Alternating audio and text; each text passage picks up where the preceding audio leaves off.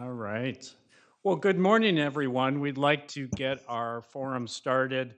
My name is Pat McQueenie. I serve as president of the Eden Prairie Chamber of Commerce, and we want to welcome everybody to our state candidates forum this morning.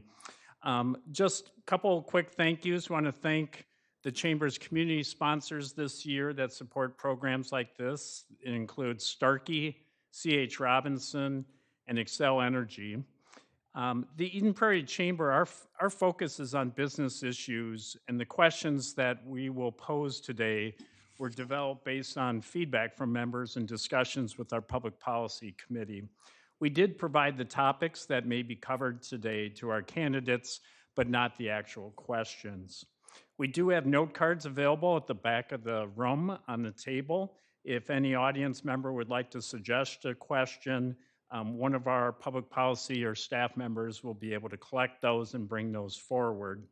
Our format is that each candidate will get 2 minutes for opening comments, 1.5 minutes to answer questions, and a final 2-minute closing to highlight why they should be elected. We will rotate order of who goes first throughout the forum. A quick reminder, if you haven't done so already, please silence your phones so that we can get started uninterrupted. All right, so we will begin with our 2-minute opening comments. We do have timekeeper up front that has a yellow 15-second cautionary note and a red stop sign for everyone.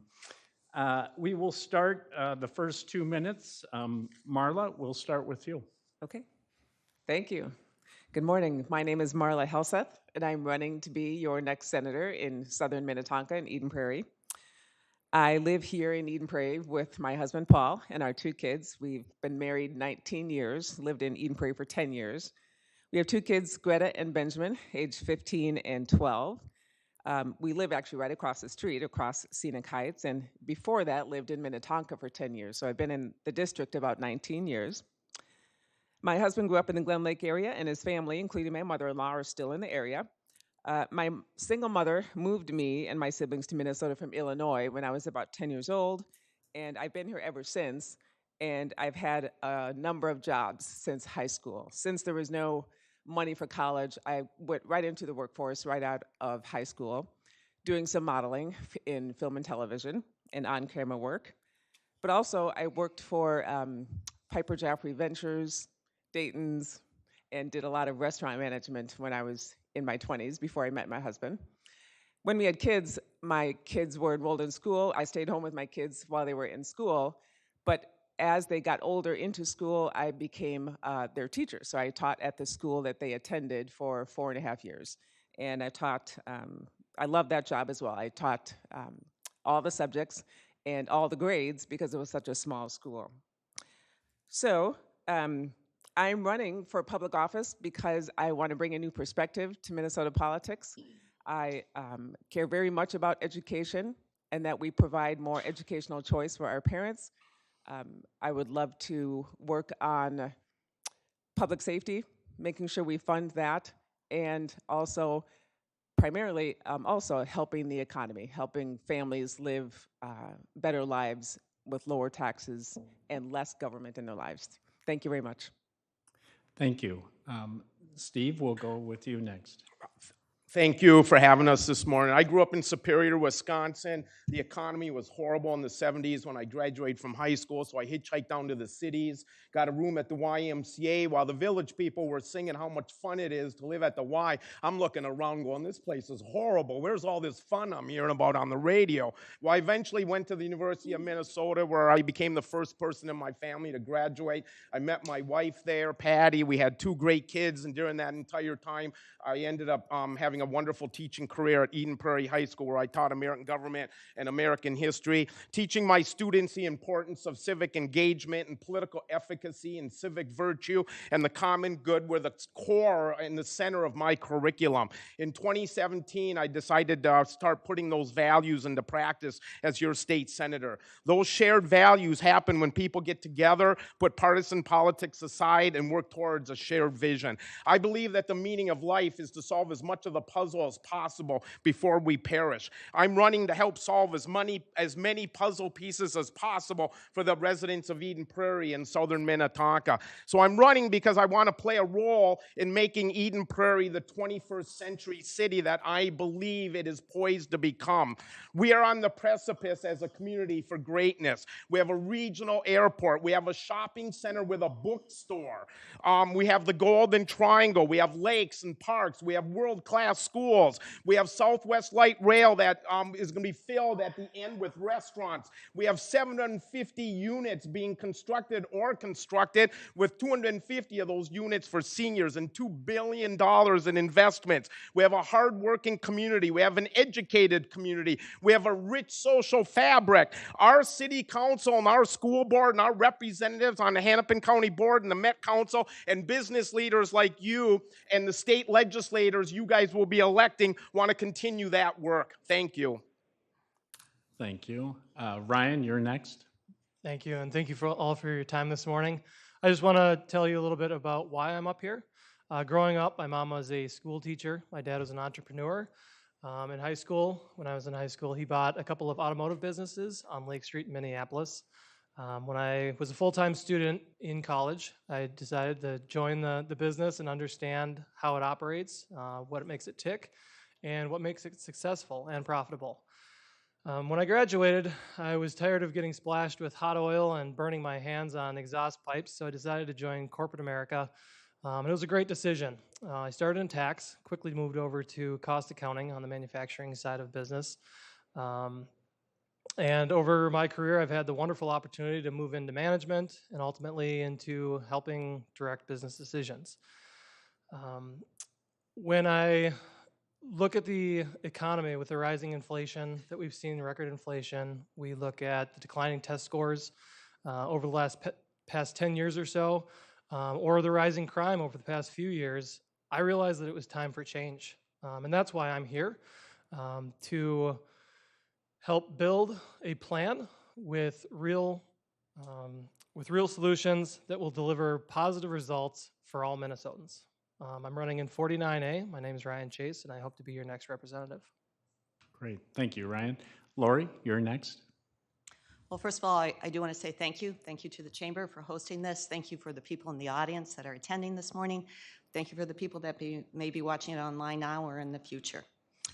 My name is Lori Pryor. I'm a state representative for 48A currently, but running for 49A. I'm in my third term. I'm running to represent you in House District 49A. I love our community, and I've lived here for more than 30 years.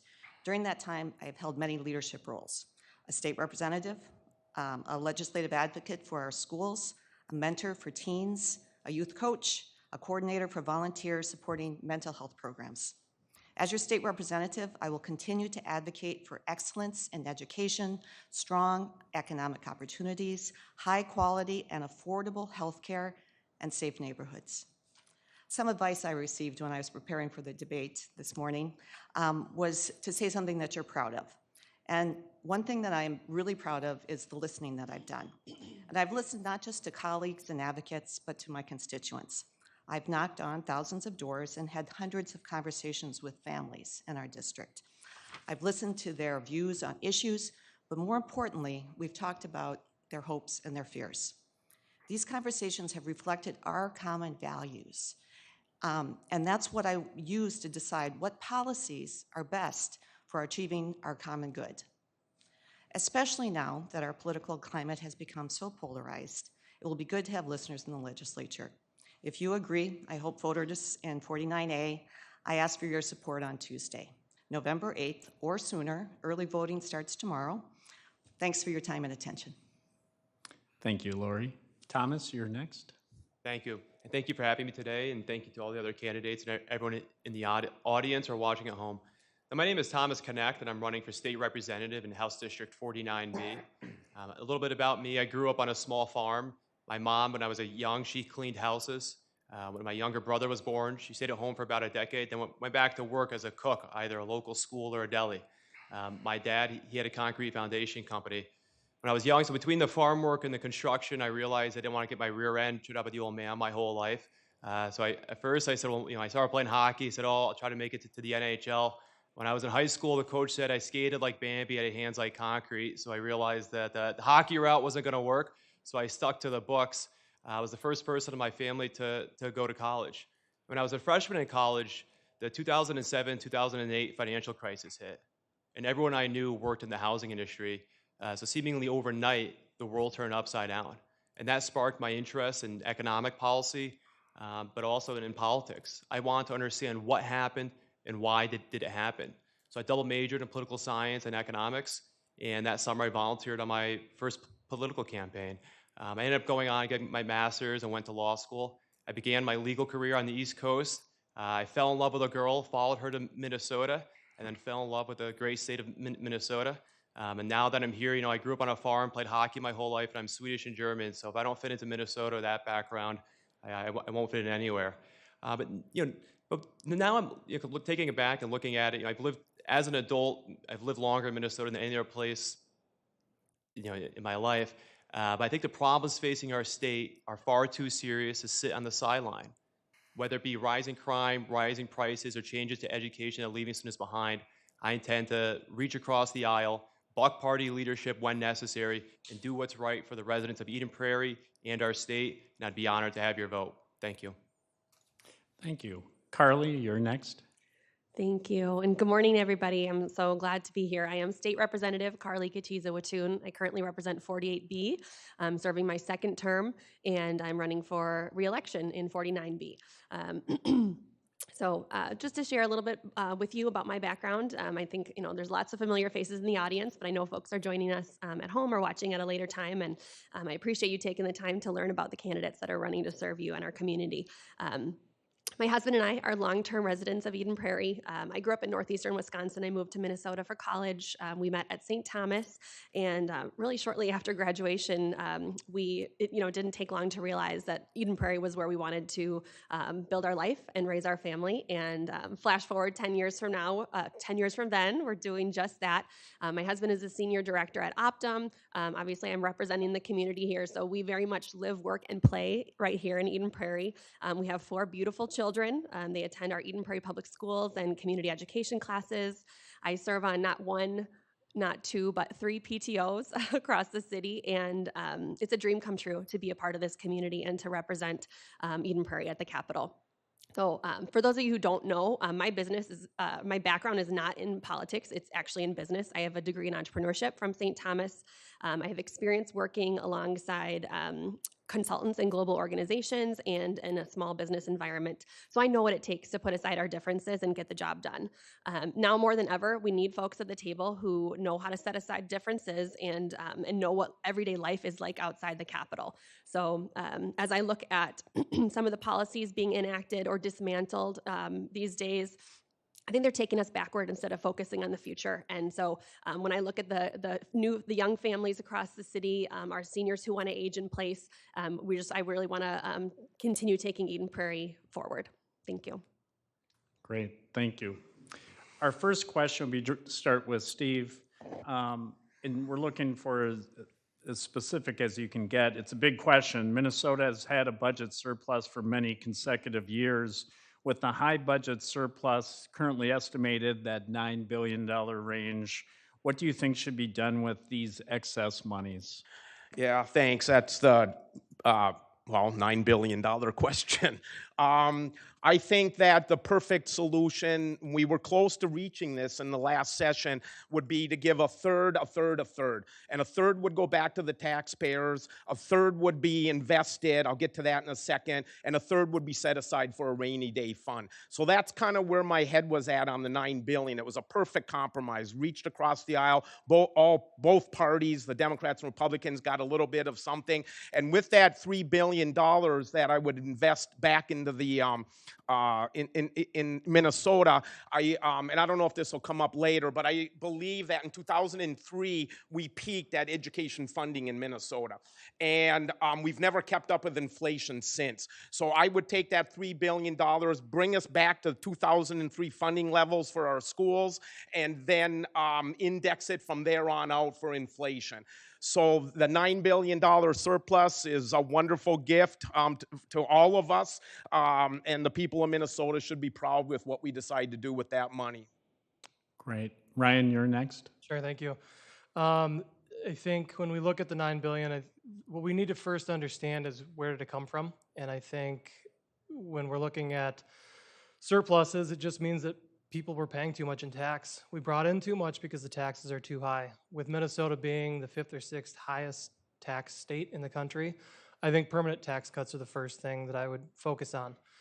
Certainly not spending all the money in that area, because we do need to make sure that we're fiscally responsible and we will not go into a deficit. But tax cuts would bring us back to a more tax-friendly state for businesses, for income. The next thing I'd look at certainly is investing in businesses. We're missing about 65,000 people from the workforce from pre-COVID numbers. We need to help our businesses get those people back to work to bring, again, more income back into the state, get people excited about working again so that they can live their best life. We need to focus on job growth. We need to focus on business growth that will help our communities, grow our communities, and bring additional benefits to the quality of life that people have today. And then finally, I do realize that, I don't want to spend it all just on tax cuts and job growth. We do need to be aware that there is a mental health crisis out there. Being stuck in our houses for 2 years has created a lot of those problems. And I think we need to focus on getting people back to their best mental health as well. Great. Thank you. Lori, you're next. Thank you. So I want to keep building probably on some of the answer that Senator Swedzinski has just outlined, which is talking about this balanced approach that we started in the legislature, which I think we should continue when we come back into session again. So some of it is the rainy day funds. We have to be ready for future downturns of the economy. Some of it is targeted tax cuts. And to build on that too, we know that even right now there's some aspects of our economy that are really falling behind. And when we look at tax cuts, I think we need to think of that group first, particularly our seniors living on Social Security. So I definitely do support that Social Security tax cut, not taxing Social Security going forward. But I also want to talk again about these investments that we need. So we can call it a surplus, but some of the surplus is because we are under-investing. We are underfunding in parts of our state's economy. When we're talking about seniors, right now, the workforce shortage to care for seniors is catastrophic. We're hearing about this all the time in the legislature. So it's not necessarily out there in the public right now, but it's a real crisis right now, seniors and the disability, people with disabilities. So that's an area of underinvestment as well as our schools right now. So that's why I think that balanced approach, some tax cuts, investments in our future, and people with issues right now, and then also going forward, we keep a strong economy. Great. Thank you.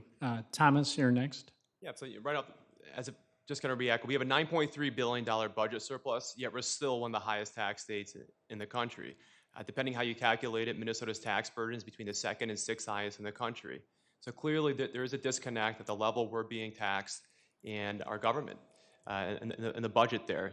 But specifically, starting off, we need to cut the Social Security tax. Minnesota is one of only 13 states that still taxes Social Security to provide, as was already pointed out, much needed relief to Minnesota seniors. Second is probably the gas tax. We do have we have a gas tax. My opponent voted to increase the gas tax twice, Representative Katiza Batoon. First 20 cents a gallon, and she also voted to have it rise with inflation every year. That's a highly regressive policy that would hurt not only Minnesota businesses, but also the most economically disadvantaged members of the population. And finally, is the income in the business taxes.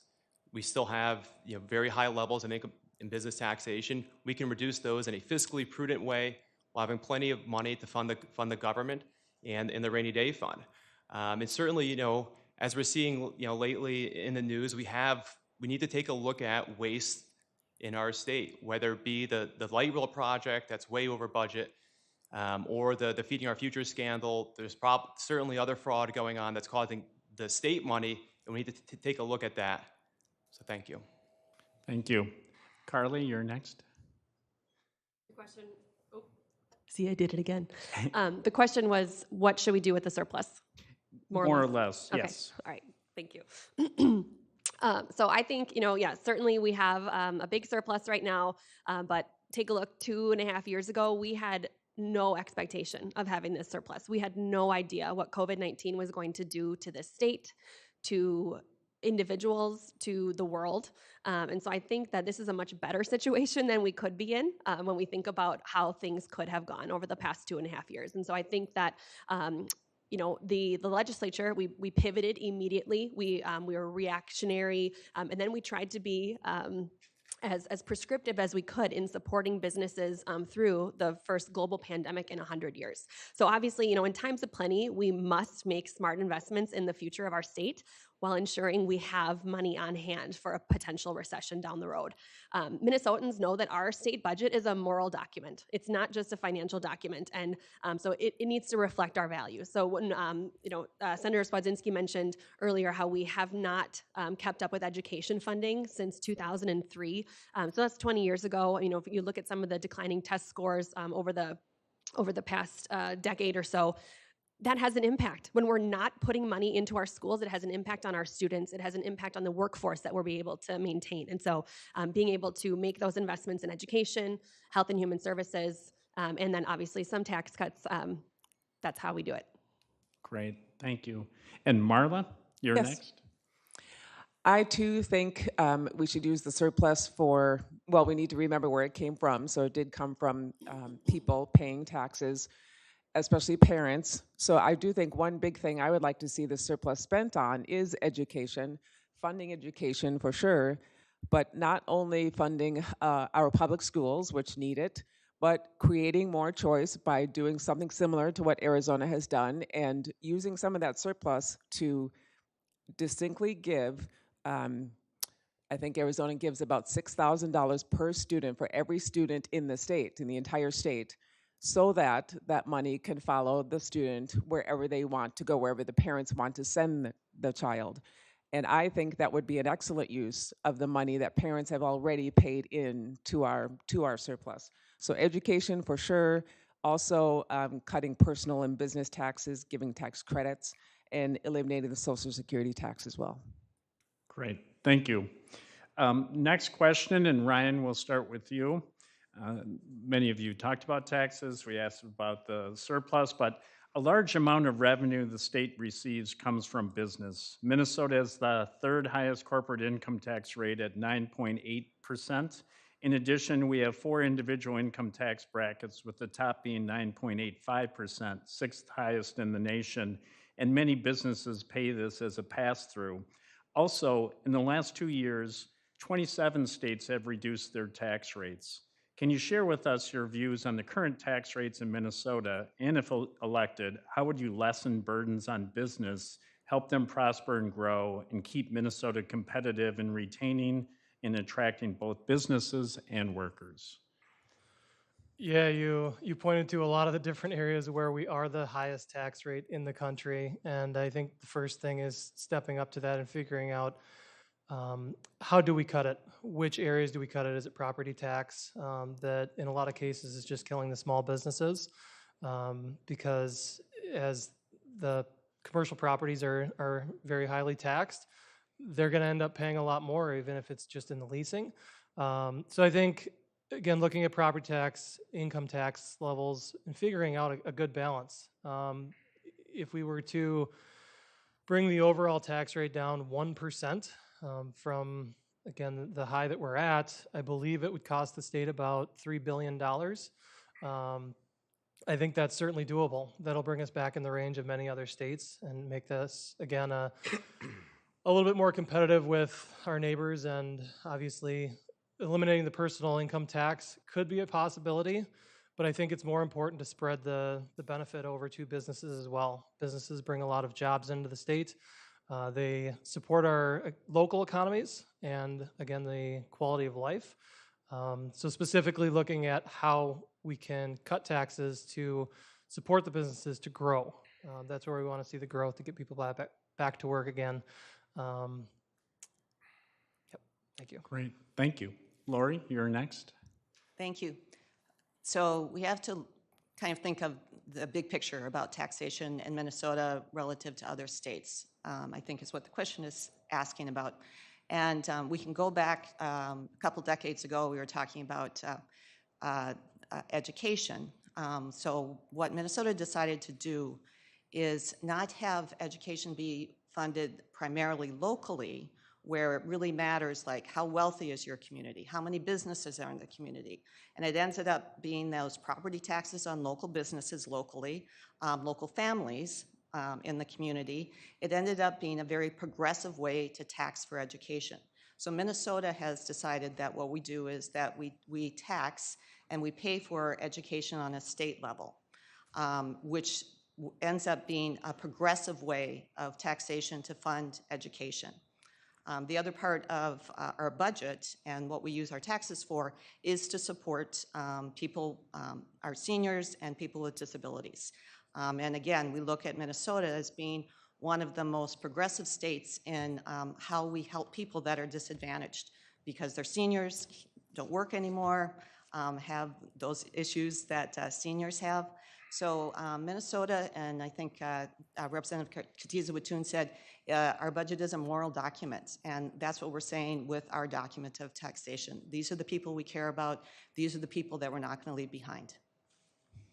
Great, thank you. Thomas, you're next. No, as we kind of just, I want to reemphasize, hey, we have this huge budget surplus. We're still one of the highest tax states in the country. We can reduce the tax burden in a fiscally prudent way while maintaining our quality of life and, investing in education. But we need to reduce taxes, but do so in a smart and prudent way. Now going back to the question about regulations and impacting on businesses, I grew up as a son of a small business owner. I saw the struggle every single day when he came home and how hard it was to own and operate a business. In Minnesota, it is too hard to start and run a business. We need to make it easier. We can reduce some of the burdens and the regulations we have in this state while maintaining the quality of life.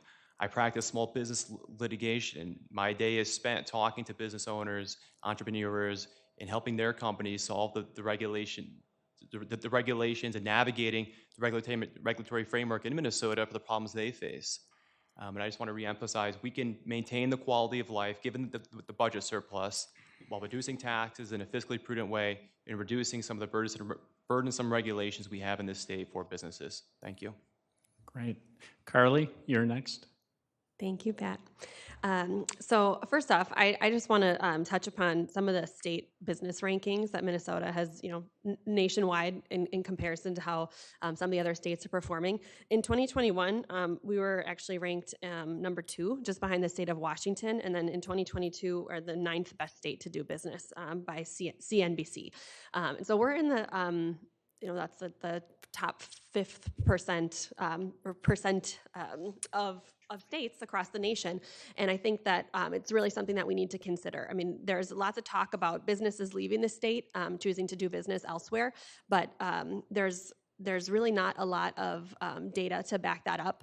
And one of the things that we need to also keep in mind is that our largest population loss is actually between the ages of 18 and 25. So it's students who are leaving the state. They're leaving for college. They're leaving, maybe for a larger metropolitan area, wherever they may be headed. We want them to be able to come back to Minnesota. So we really want to show them that we are willing to make investments in our young people, in our young families. I sponsored the Great Start Child Care Tax Credit this year, which would expand the amount of money that we give to parents of young children in order to help afford childcare. And I think that that's something that we can do to really help attract and retain those young workers who grew up in Minnesota, who have received an amazing education because of the state's investment in our public schools, and bring them back so that they can continue building the future here. Great, thank you. Marla, you're next.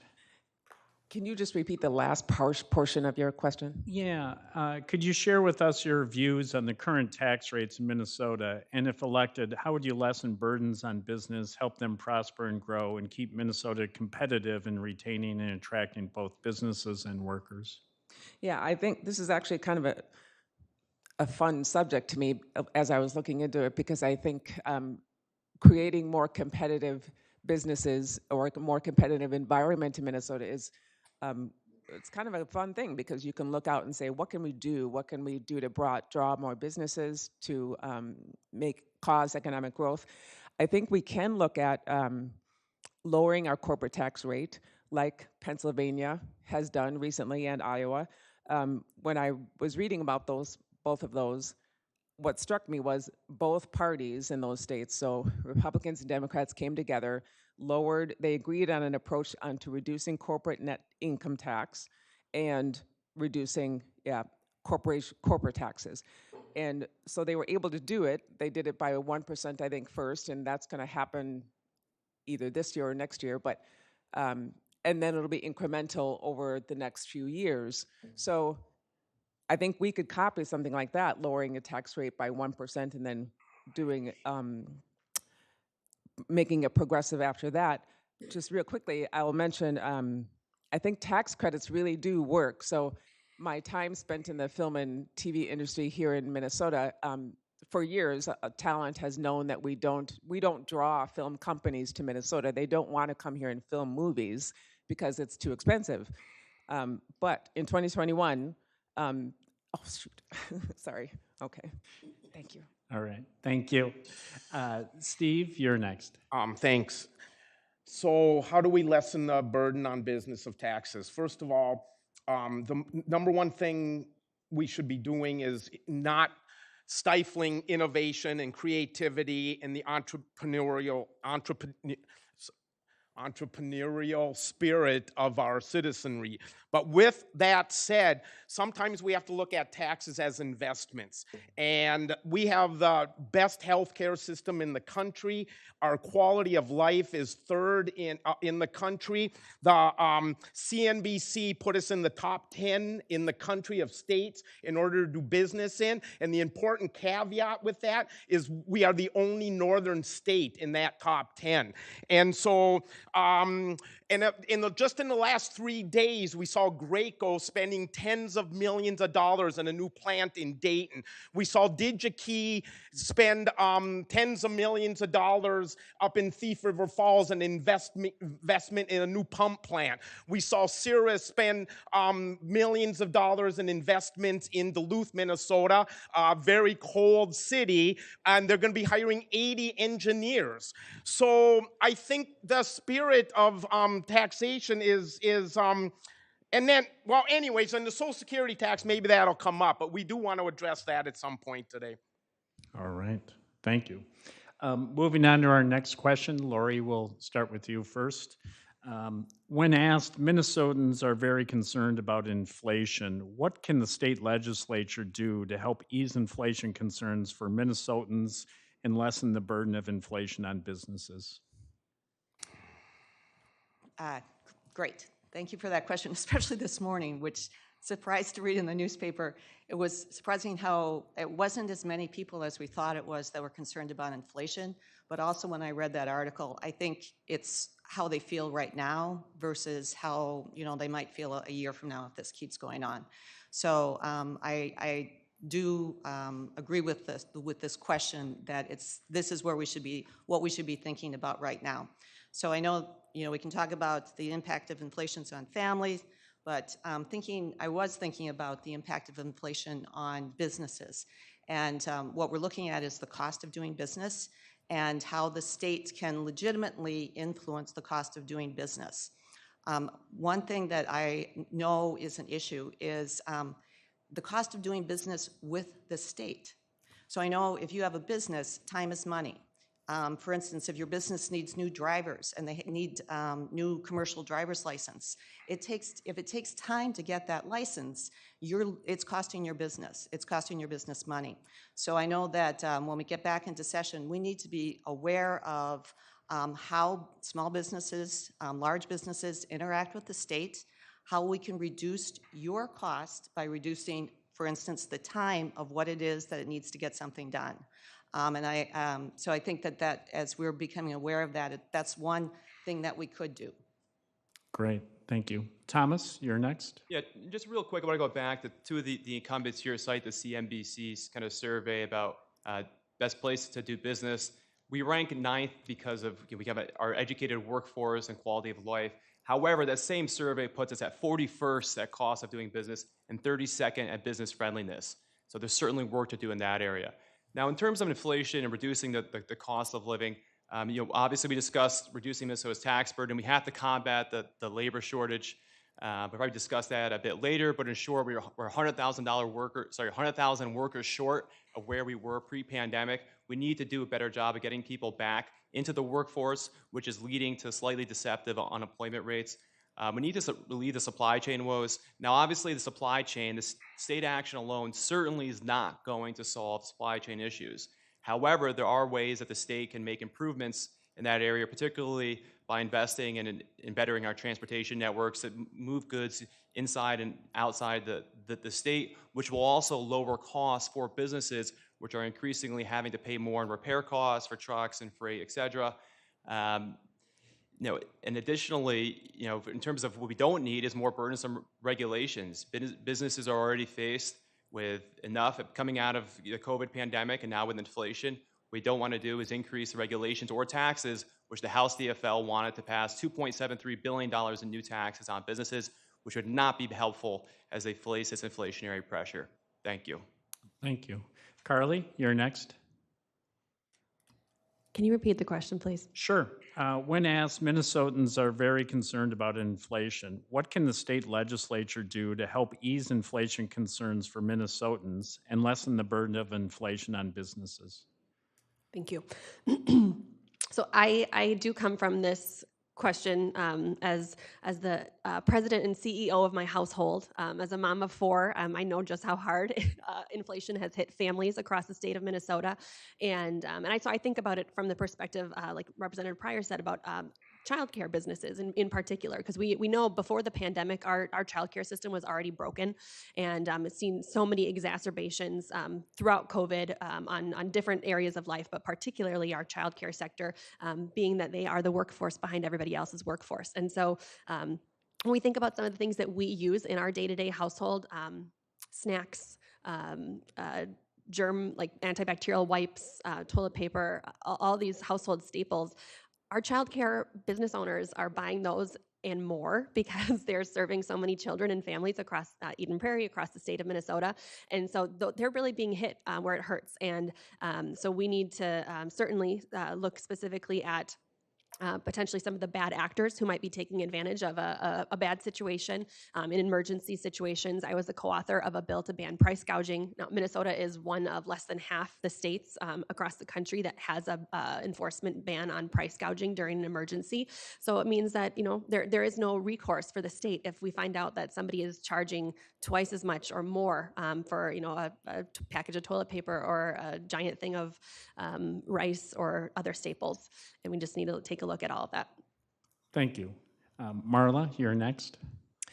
Yes, I don't pretend to know everything about inflation and what the causes are. I'm sure there's a number of causes for it. What the legislature can do about it, I think, I would say for sure, just stop unnecessary spending or stop spending. Stop putting money into or spending on things that aren't absolutely necessary.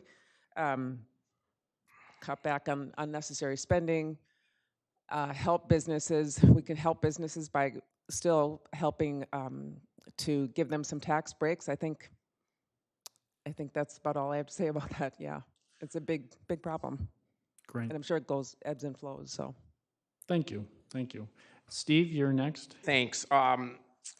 So monetary policy is set by the Federal Reserve.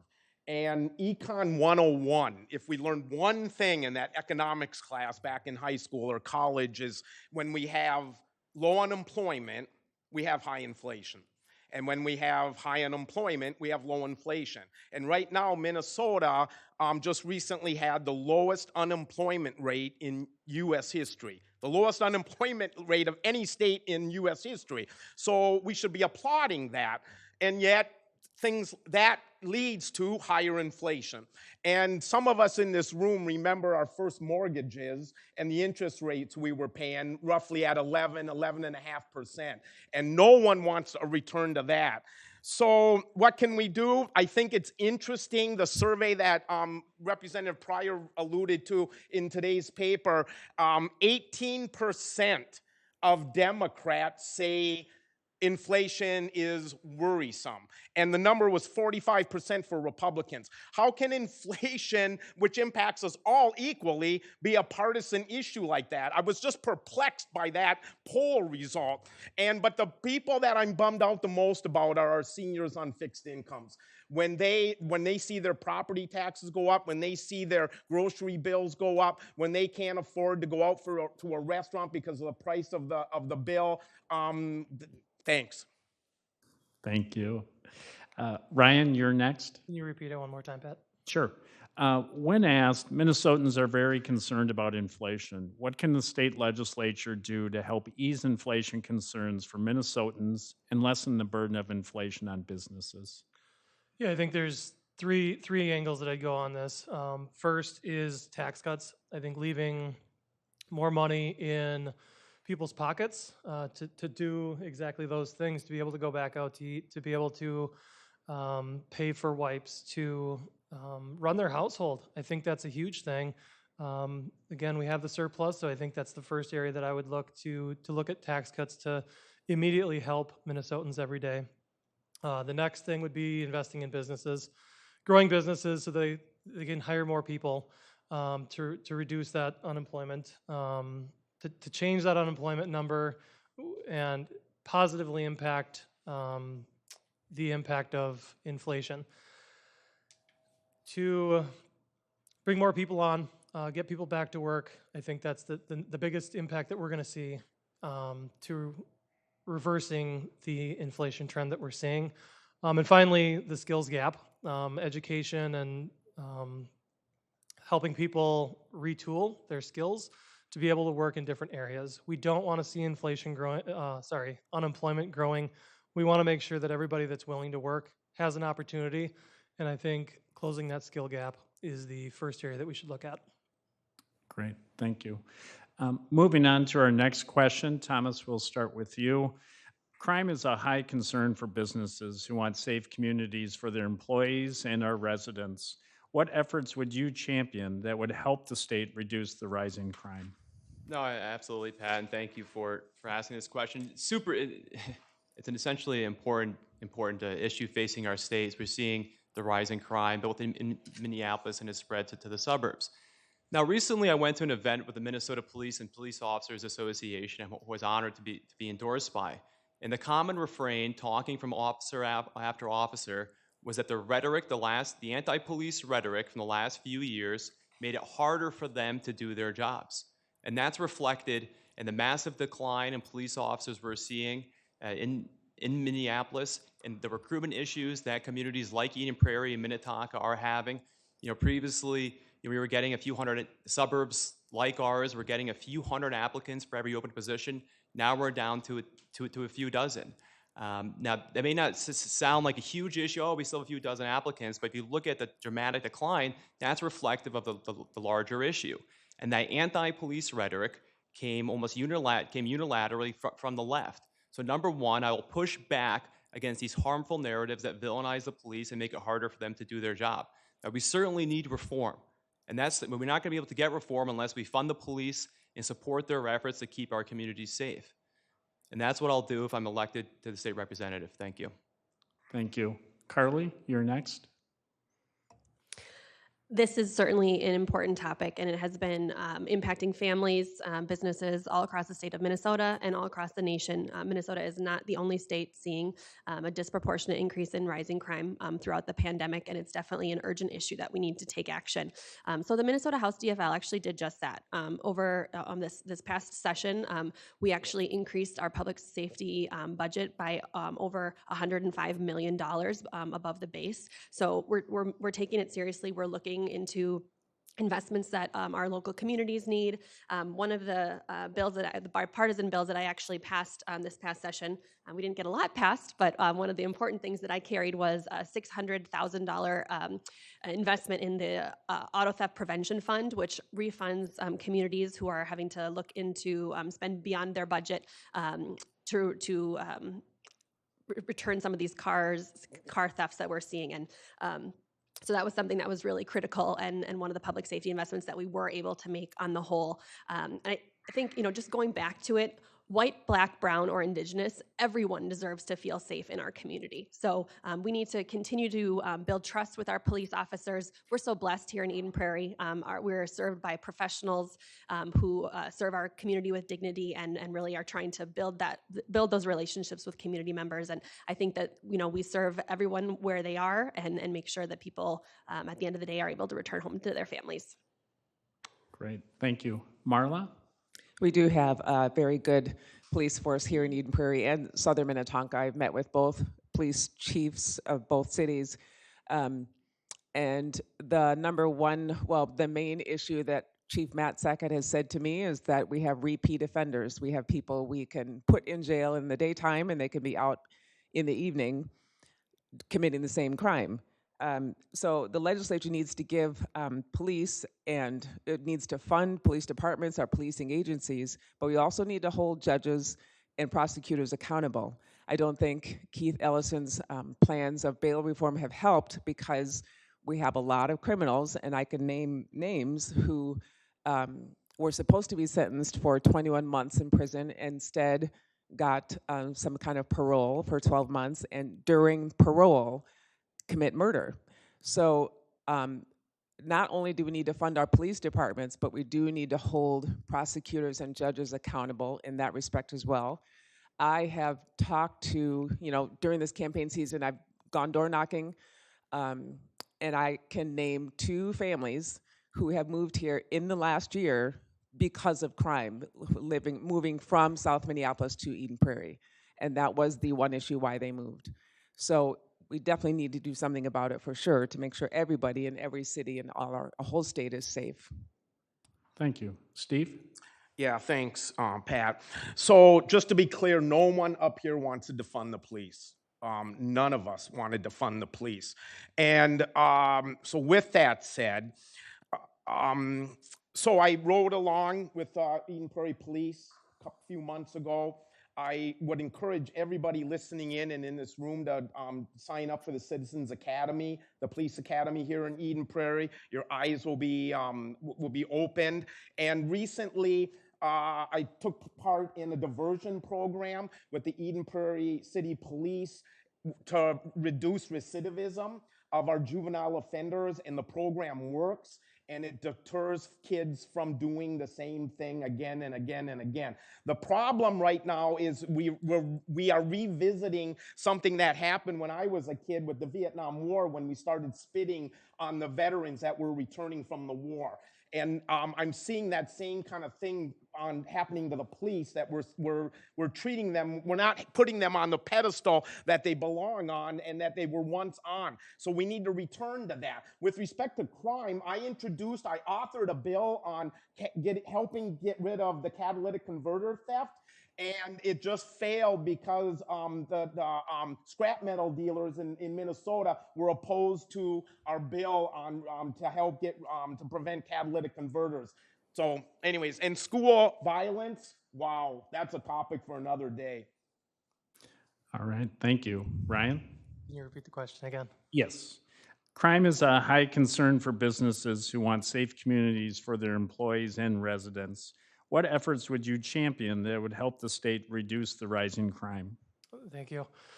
So I recently did a ride along with a state trooper, and my eyes were opened. It was just amazing how much respect they have for people, and the relationship goes both ways. As Marla mentioned, the police chiefs in the West Metro here have really stated that there's a wonderful relationship with the public, and the public in the West Metro specifically has a great interest in what our public safety officers are doing for the community. It's a great relationship. We're fortunate to have that. Similarly, the state troopers, they have a fantastic culture in that organization, and I think we can do better with some of the different departments. Obviously, reform is one of those topics that we need to touch on, but we need to figure out why our public safety institutions in the West Metro and at the state level do have great cultures, and how we can get that into the rest of some of the departments that have had issues. I think the first area that I would look at is the recruiting issues. as Thomas mentioned as well, there are not the applicants that we used to have. I think we need to invest in that area to get people back into those jobs, to get interested in it, because it is a very valuable position, both personally and for businesses alike. Great, thank you. Moving on, Lori, you're up next. Thank you. So I also want to start by talking about kind of the personal conversations and relationship that I've had with different law enforcement, local law enforcement, people that live in our community and work in different communities, including Minneapolis. So I have so much respect for the people that I've spoken with, and I know that they are passionate about their job and committed to what they're doing. So, you know, if this is another opportunity to lift up these great officers, law enforcement officials that we have, I'm glad that we're able to do that this morning. But I also want to bring up an issue that we haven't talked about yet, haven't been able to address, which is some common sense gun violence prevention measures. You know, there's two things that we could get past that make a difference, that save lives. They prevent crimes of violence. So it's not just reacting after it happens, but it's preventing it. So it's these universal background checks to make sure that these private gun sales that are taking place all over the state right now, we can end them, and we can start doing valid background checks to make sure that the wrong people are not getting firearms. The other thing we can do is the red flag laws. And this is something different, but you know, there should be that discussion about the number of suicide deaths across the state.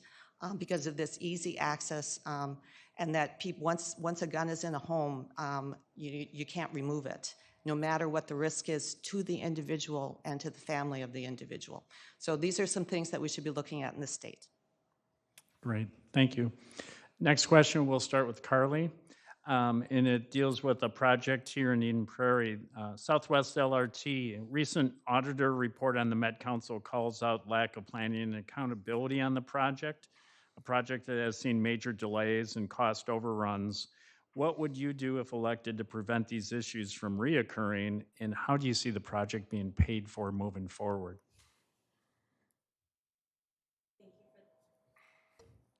I have allergies, and I've been clearing my throat, so I've been muting myself. I apologize that I think we would have learned with Zoom over the last couple of years. So thank you for the question about Southwest Light Rail. It's a really important question. It's going to certainly impact our community. As we know, the construction here in Eden Prairie is like over 95% complete, so thank heavens that we can drive through downtown without as many lane closures and everything that we've been seeing over the past few years. The first vote that I was actually able to take on Southwest Light Rail was a vote to support the audit that just recently came back over the last month or so, and it was critical. I mean, I think that as I was door knocking back in 2018, I heard particularly from seniors and our business community how much this project means to our community, for seniors to be able to head into downtown Minneapolis, see a show, go to a restaurant, all that stuff without having to worry about driving or parking or et cetera, et cetera.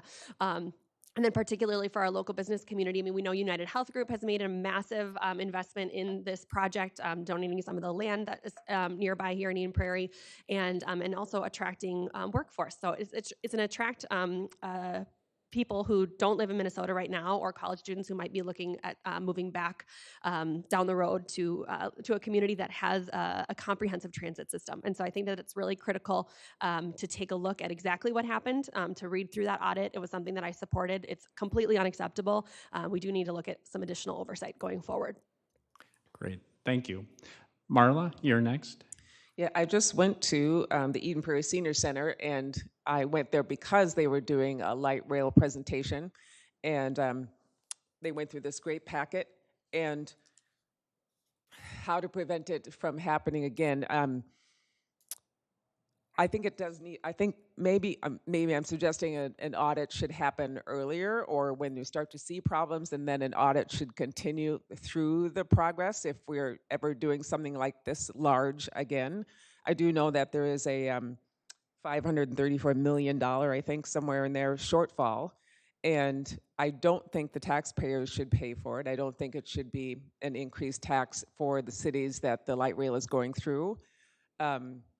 I did have a conversation with Mayor Ron Case, and he's not opposed to increasing a sales tax incrementally to pay for that shortfall, and I would vote against that. I wouldn't support that.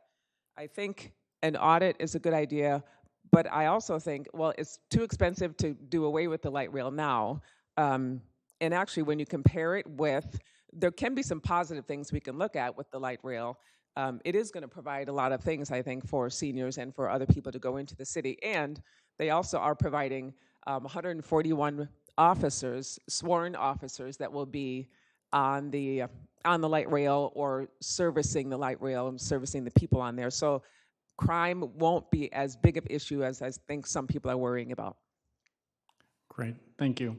Steve, you're next. Yeah, thanks. I'm still a big proponent, fan of light rail. I think, as you may or may not know, the last 5 stops on the light rail line are in my district, so I have a vested interest in making sure, as Marla said, that it is safe. And I think the cities of St. Louis Park and Minnetonka and Eden Prairie and Hopkins are on top of it to make sure it is a safe thing, because that is a concern. I hear door knocking of the safety concerns that people have. But light rail has been an incredible investment in the Southwest Metro. The billions of dollars. If you look at the stops all along the way, there's housing going up. Just here, as I alluded to in my opening remarks, 750 housing units at the Southwest Metro stop, the very last stop on the line. With respect to restructuring, the audit that came out, it doesn't look good. $500 billion shortfall, and somebody's going to have to pay for that. The federal government has already kicked in $1 billion. I don't imagine they're going to want to kick in $500 million more. So where's that going to come from? But I do believe that the Met Council, the grand scheme and the belief system of the Met Council was going to be this metro-wide body of 7 counties not representing individual cities and zip codes. We are going to have, as Representative Cotiza Wattoon pointed out, we're going to have an audit come out of maybe how we can relook at the Met Council and whether it should be an elected body that would be more transparent and open. Great, thank you. Ryan, you're next. Yeah, I think in my experience, being part of a lot of different projects, it's the larger projects that tend to go over. This is a budget that they're looking at of $2.7 billion. It's double the original budget. We're 9 years overdue, and I would say it's a complete failure of a project like this, right? The people that are on that project need to be held accountable, and at this point, we keep giving them so much opportunity to keep asking for more money and asking for more money and asking for more money. And yes, I think we may be past the point of no return on this project. But we also need to understand that if this is not utilized as it was originally planned, obviously the budget was not planned out correctly, we are going to be subsidizing this project. And we need to understand what the benefit is going to be to the community. We have houses going up, we have commercial development, which is great. But if the crime starts rising, that's going to fall back as well. So we do need to make sure that we're investing in the safety on the line. I think going forward, the biggest thing is to fund per stage. I think we need to have a plan next time to make sure that once we get into this project, we can pull the plug. We want to make infrastructure improvements as the projects go along, but make sure that we don't get so stuck down a rabbit hole that we can't pull out of it, that those infrastructure improvements will be able to continue helping the improvement going forward if we pull the plug. Great, thank you. Lori, you're next. Thank you. So following the Southwest Light Rail has been one of the most interesting reads every morning, just about for a long time now. And there's been lots of different media that have been covering it. And it's interesting because it's the biggest project Minnesota's ever done.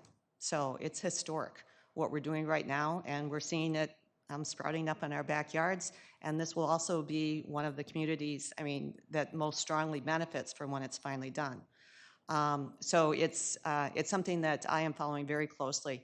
And one of the things that we've already done is that it was a legislative audit that's bringing these things forward. So that was, the 2 bodies saying, we need to look at this and we need to get down into the nitty-gritty details of what's happened and what we can expect to happen in the future. So I think, the first solution has been to get transparency and real data about what's happening. And then as we have been finding out what's happened, We also are finding out what needs to happen next. So as we've all agreed, we're going to finish the light rail, and it will be pretty spectacular when it's done, and it will be a resource that we protect and nurture and make sure that it's protected. But we have to figure out the end game for it, and there's still some questions. It's a political question. It's going to take lots of discussions with lots of different groups to come to a fair and equitable conclusion to how to pay for this next chunk. All right, thank you. Thomas? Can you you're repeat the next. question before I start my answer in the clock? Sure. I know it's multi-parted, so I want to make sure we get it covered here. Yeah, so related to Southwest LRT, recent auditor report on the Met Council calls out lack of planning and accountability on the project, a project that has seen major delays and cost overruns. What would you do if elected to prevent these issues from reoccurring, and how do you see this being paid for moving forward? So well, first, I think everybody here recognize this project is a boondoggle. It's the dictionary definition of a boondoggle. It's a complete mess, and we got to make sure it doesn't happen again. And curiously, nobody here did have an answer for how we're going to pay for it, and that's certainly something we need to come up with on that end. I know if the light rail is so popular, perhaps we don't want to put the cost on the low-income riders. So is that the funding is where are these sources going to come from? And I think the legislative bodies and both the Met Council have failed in this project. And we need to make sure that, and that includes the elected officials on this stage. This should have happened. This oversight should have happened earlier. I grew up in the construction industry. If we were late on a job, and especially if we were over budget, we'd be working 6 days a week, 10 to 12 hours a day to get it done, and a half day on Sundays. Now, I don't think that's happening now. So we need to make sure that, hey, we're working on this to get it done. And frankly, moving forward, we need to have more oversight of the Met Council, or as Senator Swazinski pointed out, looking at areas that we need to reform to make sure that they're accountable not only to our state, but also to the citizens who are increasingly footing the bill for their mismanagement and oversight. And I want to, at all levels of government, we need more accountability and we need more transparency, and that's what I'll bring to the Minnesota House of Representatives. Thank you. Thank you. We'll move on to our next question, and Marla, we'll start with you. Currently, it is a workers' market. We see employers struggling to find employees, offering higher wages, bonuses, and additional benefits. Do you believe the state should play a role in mandating what benefits a business offers? And if elected, do you support the state mandating additional benefits that businesses must provide and employees might also pay for? I do not believe the state should mandate what benefits businesses provide. I think it just makes for a good market and good competition when businesses can decide on their own what's best suited for their business and for their employers. Great, thank you. Steve, you're next. Yeah, thanks. The one word that no one ever wants to hear is mandates. As an educator, as a teacher, why are we doing this year? Well, the legislature mandated that we have to do this. And I'm like, oh, man. But then if you look at the positives of these mandates, and over time things work out and we make changes to these mandates and work with the business leaders of the community. But bottom line, and I know the classic example, and my two colleagues in the House are such adamant supporters of early childhood programs and having moms and dads having maternal and paternal leaves. And I'm so proud of both of them and the work they've done in that regard. My wife, when she worked in a private sector like 30 years ago, they only gave 6 weeks of paid family leave. And she asked and worked with the company, can we get this to 12 weeks? That's not that unreasonable. 3-month leave to nurture and raise that child so that the bond between the mother and the father and the child, we all benefit from healthy families. And so, I don't know, but it's it just seems reasonable to have that expectation upon that all employees in the state of Minnesota can stay at home with their kids for a few weeks after they're born. Thank you. Ryan, you're next. Yeah, I think it's interesting to have this question right after the light rail boondoggle. Um, Giving the government more control on what benefits employers are going to offer is really against free business enterprise. It's really not allowing businesses to offer better health care, more time off, additional training. They have a budget. They have to build their budget to figure out what's going to best suit the business to best help the community and employ people.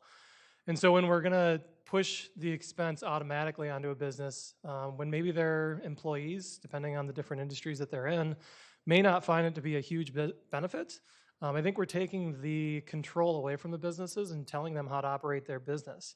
And I certainly don't think that the state or federal government is the best place to manage those funds on how these mandates need to be done. And to the point of mandating, I think that is one of the big reasons why we're having problems finding people. The mandates that have been put in place the last 2 years have simply scared people away. It's allowed businesses to mandate different requirements that made people go into different industries, and so we do have that skills gap. I think we need to look at filling that skills gap to instead of give people the skills instead of mandating requirements. Great, thank you. Lori, you're next. Well, let's start with some of these mandates that we're talking about. And we can use that word, but we're really talking about programs that have this public-private partnership. And what it creates is economic security and an even playing ground. So when I'm talking to some small businesses, they say like, yeah, we're trying to compete with Target. Target gives, sick leave, obviously, but they also give parental leave and maternal leave, as we were talking about before. I have family members that work for Target, and they were able to take time, both parents were able to take time off to spend with their newborn. They also have great childcare benefits, but we may not be able to compete on everything. But the basic things like, we just gave birth. I work for a small business. How am I going to compete? Or I worked for a small business, but now I'm going to go work for this other big business because they have better policies around this. So when we're talking about working with businesses to create these economic security programs, paid leave, sick leave, what we're really trying to do is shore up our families across the state so that they can continue to be productive workers. Thank you. Thomas? Yeah. A lot of businesses in this state and across our country, especially small businesses, are still reeling from the COVID-19 pandemic and obviously the current economic uncertainty regarding inflation and cost of living. So before we impose further rules, regulations, and mandates and restrictions, let's let them recover and let the economic uncertainty kind of calm down before we impose further mandates. Now, moving forward and looking ahead there, I do think there's a larger issue at play in terms of our economy in general. Previously families were able to survive and raise a family with one salary. However, that seems to have changed. So now a great question in our society is that, hey, how are we going to create an economic and social system that supports families in the new economic reality? So when it comes to, as Representative Pryor mentioning that the family leave programs, where it's like, hey, what can we do? Are there ways that we can help families without perhaps having this massive new spending programs? I know the Senate introduced a bill to creating an insurance product, kind of using more free market solutions to provide this. And we also need to address there is sort of the cost of childcare, and we can do that by looking at licensing requirements and various avenues to reduce the cost of childcare, to make it, at the same time, not place overly burdensome regulations on businesses, but also support families at the same time. Thank you. Thank you. Carly, you're next. Thank you. So a couple weeks ago, I was outdoor knocking and met a a young father. They have 2 little kids. They recently moved to Eden Prairie, and he was pleased to have been able to met his state representative within the first year or so that they've been here in Eden Prairie. And I really love being out and about. And this gentleman's only ask of me was anything we can do to make childcare more affordable. And I have spent the last 4 years serving 2 terms on the Early Childhood Business Finance and Policy Committee, alongside Representative Pryor. Because my legislative career almost perfectly coincided with me becoming a parent. When we look at the fiscal policy proposals that I've brought forward, they've increased access to early childhood literacy, supported childcare providers through the pandemic with over $30 million of grants, and would have expanded Minnesota's childcare tax credit. So our childcare system is broken. We know this. We look at countries like Finland that just approved 160 days of leave for both parents. They can trade some of those days back and forth. I think up to 62 days. So this conversation on paid family leave, this program, I'm a co-author of it. I've sponsored it both my terms in the House. It's modeled after our uninsurance employment program, and every Minnesotan deserves to have that access to an unemployment insurance, and every parent or caregiver in the state of Minnesota deserves time off to be able to support their family. Great, thank you. We will move on to the next question, and Steve, you're up first. We talk a bit about workforce and shortages and businesses trying to find workers. Could you touch on how you may, and there's probably 2 areas to look at. We have our K through 12 future pipeline, and then those that may be in the workforce or post-graduation. But could you touch on how you would help create a strong future workforce with maybe utilizing tax dollars? And then your comments on the state providing tax credits or grants for businesses to help fill high-need areas. Wow, okay. So first of all, this isn't a COVID question. I've been meeting with business leaders for 6 years ago about the shortage in this profession, the shortage in this workforce, the shortage in this area. So this has been a problem now for 6 years, and as we all know, we have the lowest unemployment rate in the country, and yet we see help wanted signs everywhere we go, whether it's a fast food restaurant or bus drivers for Eden Prairie or workers at the Eden Prairie Mall.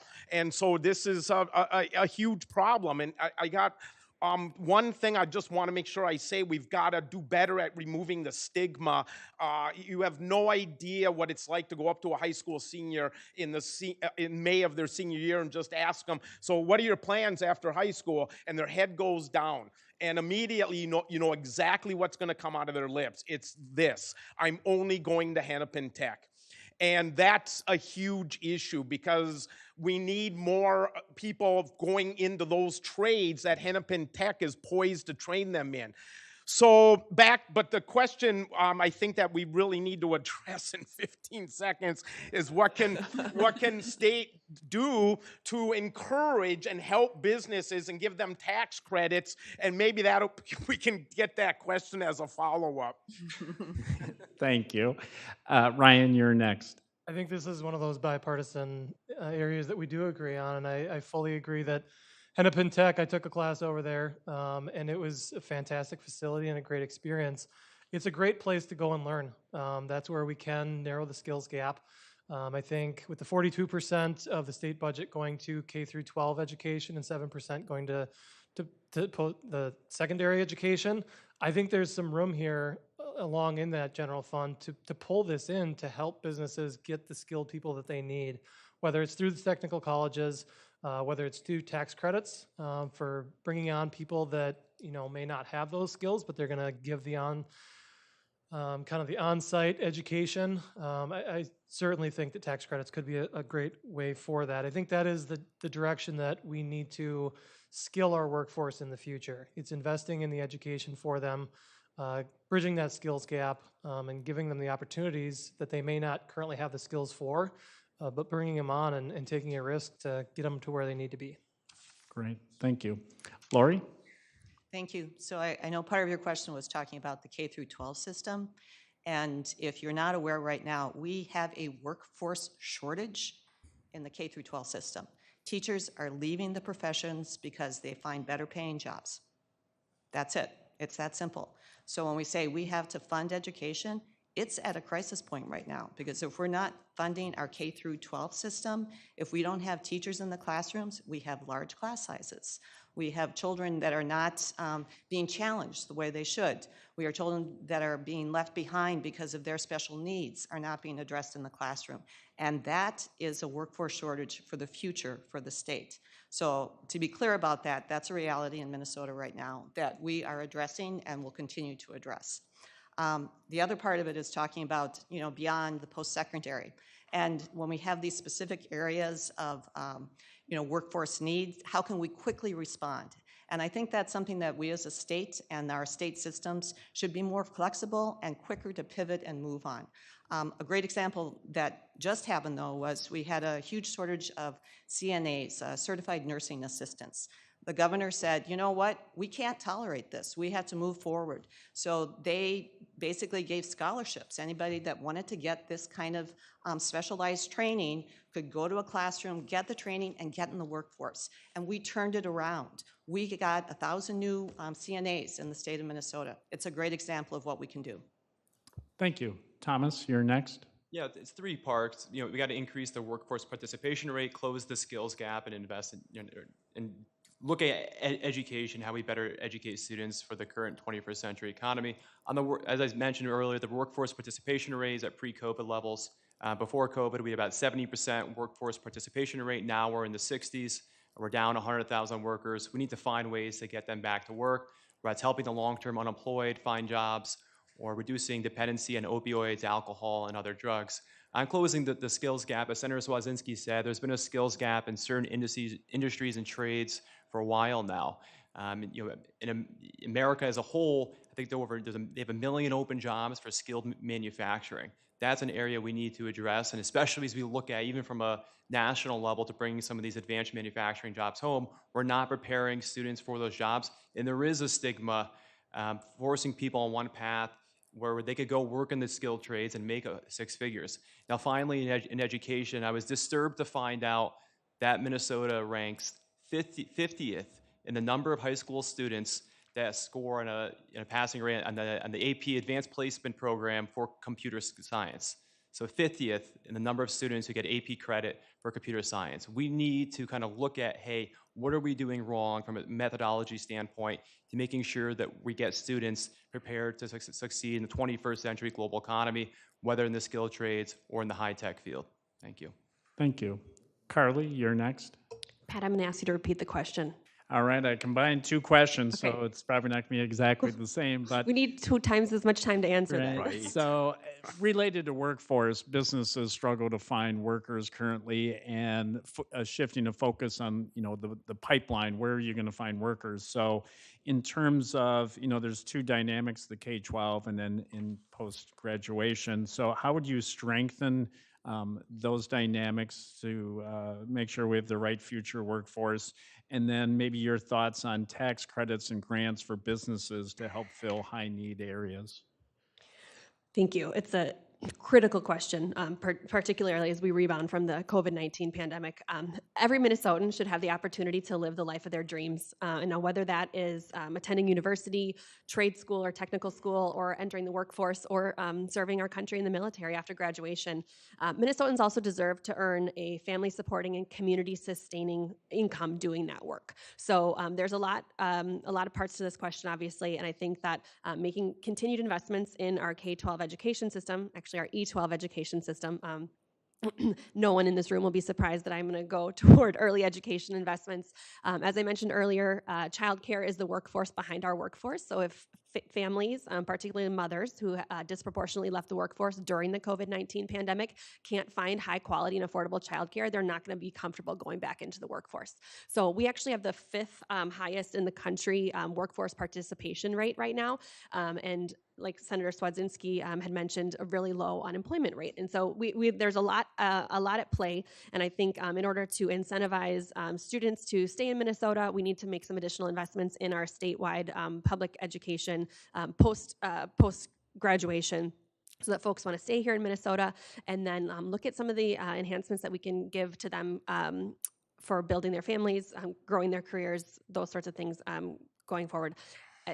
But the business community also needs lots of support for what we are able to provide in some of those tricky areas. Would love to talk more about that. Thank you. Marla, you're next.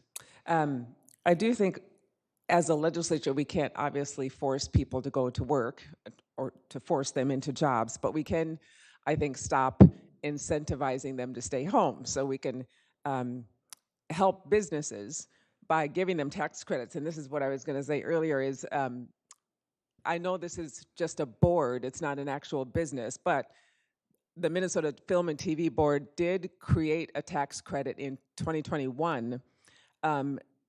And as soon as they did that, they had 6 projects coming. It was 25% off of their tax bill if they spend $1 million or more in the state. And 6 projects have come since 2021 from other states to film TV commercials and movies here in the state. And so that was almost immediate, good result of giving a tax credit and offering it to people outside the state so that they would come here and bring their business here. We can do that with other businesses. I think that would be a great thing to do with other businesses, and it would draw more people, more businesses to us. And I do think, Minnetonka has a trade school that they're starting called Vantage School in Minnetonka. I think that's an excellent idea, helping with the skills gap. It also has to do with aviation. So helping kids not focus on having to spend millions or thousands of dollars at college, but also learning a trade would be a good thing also to help the workforce. Great, thank you. We're going to move to closing statements. And just a reminder, this will be 2 minutes for your closing comments. And we will start with Ryan. Yeah, thank you again, all of you, for all your time. It's been great to be able to kind of give a perspective of where we stand and what our priorities are. I hope that you've seen that my priorities are to get results. We need to focus on what the end game is here. We've heard a lot of the positives and the negatives of where the state stands, and that's where I really want to figure out what are our priorities. We need to make a plan. We need to figure out what some of those possible solutions are and invest in those, whether it's the light rail system failures or possibilities of lowering taxes to help businesses have a better chance at making it. We need to fix the skill gap and educate our youth better on getting into business to power the state forward. It's really about priority-based budgeting for me. That's how businesses succeed, by figuring out their priorities and investing accordingly. And that's also the way that I feel is the best way to run the government as well. Again, I'm Ryan Chase. I'm running in Senate District 49A, and I hope for your vote. Thank you. Lori, you're next. Well, thank you again for attending this morning, for listening, for gathering these questions and kind of continuing the conversations which we should be having about what's happened in Minnesota and what we want to happen in Minnesota. So I can go back to when I first decided to run, and this was back in 2016. So it's a little while ago, and a lot's happened since then. I know that. But back in 2016, when I got the call and somebody suggested, like, okay, Lori, there's going to be an open seat in your district. Have you thought about running? And I gave the honest answer, which was no. I had not thought about running as myself. But after the question came, I thought about it. And I knew what I was giving up. At that time in my life, I was doing full-time childcare, year-round. And that's, this topic that we keep coming up. This is a part that I lived. I was a childcare provider for my grandkids. And I knew by running and taking this job as a representative, I was giving up something that was really, really valuable to me. But then it was looking at those grandkids that helped me decide to run because I knew what was important. It's their future. It's the future of all the kids, but it's the future of every generation that we have to take care of. So that's what I do. I know that that's what we all want to do, is that we want to be working for the bright future of each generation, in addition to meeting the challenges of today. And there are a lot of challenges out there right now. It's a challenging time. When I'm talking to people at the door, I'm hearing a lot of really strong feelings, but that people do want to talk about their feelings, and I think that's really encouraging and is giving me a lot of optimism right now. But these conversations, when they're talking to me, they're not just talking about issues. They're actually talking and listening and looking at me and observing me and saying, are you somebody that actually gets me? Are you someone that I can trust with my future? And I'm honored to say people have, and I hope to continue in that role. Thank you. Thomas, you're next. Thank you for having me today. It was an honor to share the stage with everybody here and in the room, with everyone in the audience. Now, there's so many problems facing our state, whether it be rising crime, rising prices, and changes to education. There's a lot to fix that we need to do to get our state back on track. And I first got interested, as I said in my opening statement, in policy and politics because of the 2007-2008 financial crisis, which was caused and exacerbated by bad policymaking.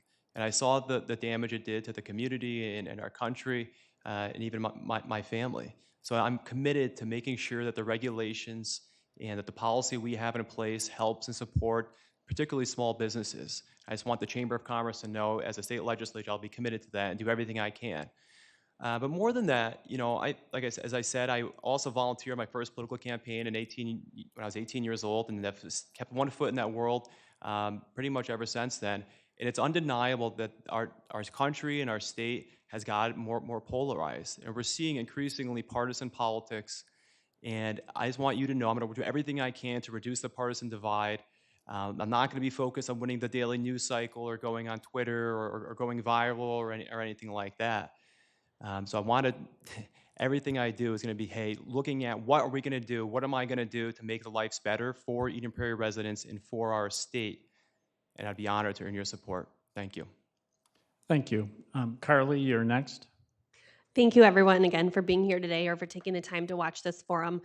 We had the opportunity to discuss a lot of really important issues, not only facing our business community, but our community as a whole and the state of Minnesota in the coming years. So I am State Representative Carly Katiza-Wattoon, running for re-election in District 49B. I serve on the Early Childhood Committee. I serve on the Behavioral Health Committee. I also serve on the Workforce and Business Development Committee, and I am the Vice Chair of the Commerce Committee. So I am the only person on this panel today that has legislative experience on the Commerce Committee at the state legislature. And over the last 4 years, I've passed 12 bipartisan bills, specifically having related to commerce and workforce and business development. That doesn't touch on my work in education or behavioral health or anything like that. We have a divided legislature right now, and I have proven my mettle to work across the aisle and get things done where it counts for our state and for our community in particular. So one of every 5 laws that was actually implemented and signed into law by the governor this past session started in my committee. And I think that, I do a lot of work behind the scenes, so you're not always going to see it, but I don't shy away from confrontation or disagreements, even within my own caucus, because my focus is always on our community. So I appreciate the support, I appreciate the questions and the insight, not only from chamber members, but from all of our residents, and really look forward to building a brighter future for Minnesota. Thank you. Thank you. Marla, you're next. Yes, thank you. Thank you, everyone, for watching. Thank you for the audience being here. Thank you for the Eden Prairie Chamber of Commerce for hosting this. My name is Marla Helseth. I will fight for our students and support school choice measures that allow parents and families to pick the school that works best for their kids. We can do this and still provide solid funding to our excellent public schools, and no more extended lockdowns that keep kids out of schools. I'll support law enforcement and provide them the support they need to keep our communities safe. Also, I'm running to bring a new energy, a new perspective, and new leadership to the challenges facing Minnesota. I'll advocate that we audit state government programs for effectiveness, and those that aren't working should be abolished or reworked somehow. I would love to attack wasteful government spending so that we can use that to bring down the cost of living. So we've all heard about feeding our future fraud. And also, I've also been following the Legislative Audit Commission's auditing of the Department of Human Services. That is a huge waste of taxpayer money as well. They've had 3 audits, and the commissioner is still in charge, and that shouldn't be. That's a gross misuse of funds. And I support eliminating tax on senior Social Security income, and I believe we can provide middle-class families tax relief and still protect the services and programs that make Minnesota a great place to live. And I think Minnesota is a great place to live, and I would be happy to serve as your senator. I'm optimistic about the things we can do together. I'm willing to work with any legislator across the aisle or whatever on bettering our state in every way possible and bettering the lives of the families that we represent as well. So thank you again. I'd appreciate your vote. Thank you. Steve, you're next. Thank you, Chamber, for hosting, and for all of you attending today, and for those of you listening at home. Thank you, and hopefully we've learned a little bit. This has been great. I can never tell you how much fun this was, because I get to listen to you five and hopefully learn a little bit. And I can never thank the five people up here for their.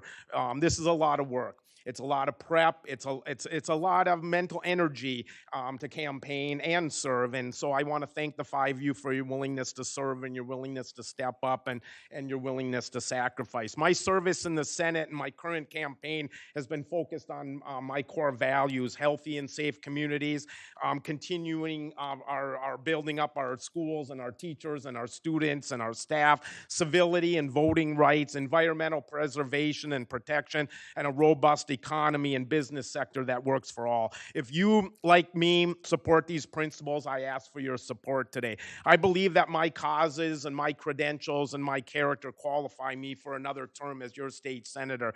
But I haven't asked, you've asked us a lot today. I haven't asked of you.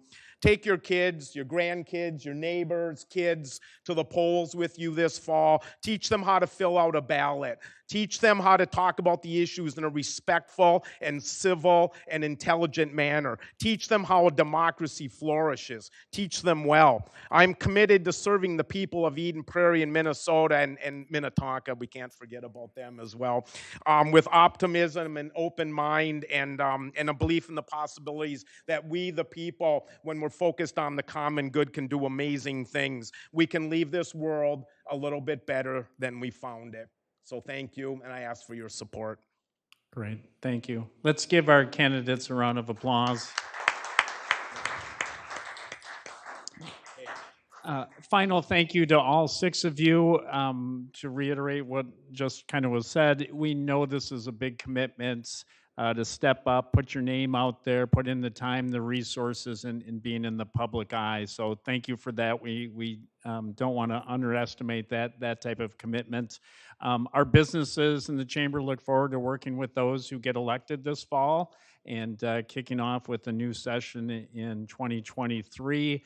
For those in the room, I know candidates have flyers outside the room on the table. Please feel free to pick those up as you leave.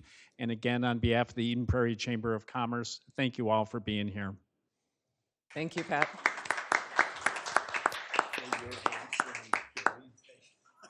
Made me think, oh my God, there's nothing I love more than to see this